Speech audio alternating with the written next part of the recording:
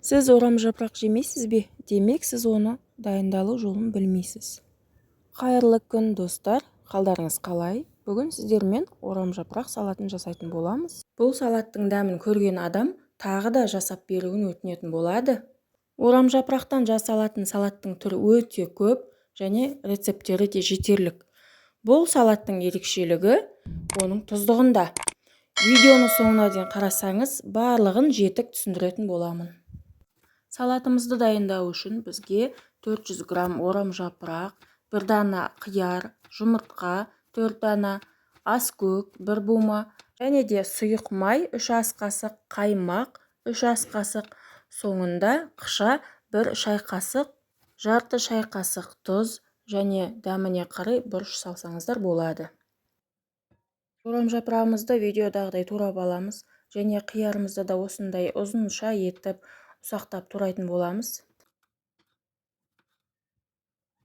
Бұл салат құрамы қатты қымбат емес заттардан тұрады және өте жасалу жолы оңай. Жаз және қыс мезгілдерінде күнделікті пайдалануға арналған дәруменге өте бай салаттың түріне қосамыз. Аскөгімізді ұсақтап турап салатымызға қосамыз.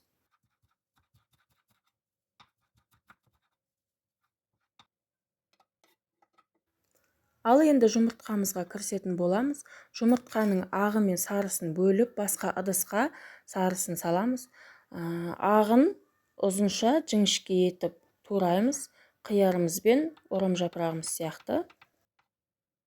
Салатымыз дайын болды. Салатты жақсылап араластырып аламыз. Орамжапырақты негізінен қолмен араластырған дұрыс. Мен үйдегілерге өзімізге жасағаннан кейін қолмен араластырам. Сіздер қонақ күтетін болсаңыздар немесе басқа адамдарға жасайтын болсаңыздар, арнайы қолғап кигендеріңіз дұрыс. Ал енді ең негізгі салаттың дәмін келтіретін тұздығын жасайтын боламыз.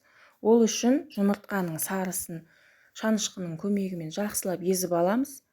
1 шай қасық қыша қосамыз, 3 ас қасық май және 3 ас қасық қаймақ қосып, жақсылап бір тегіс етіп араластырып аламыз.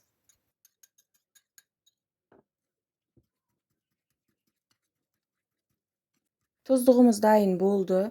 Тұздықты салатқа салып, бір келкі болғанға дейін жақсылап араластыратын боламыз.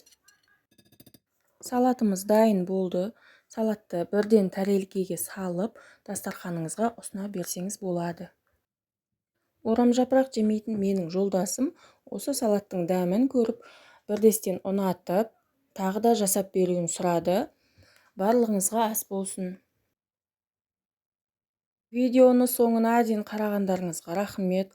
Осы видеоның астына ұсыныс пікірлеріңізді қалдырып, лайк басып, менің каналыма тіркеліп кетсеңіздер, алғысым шексіз.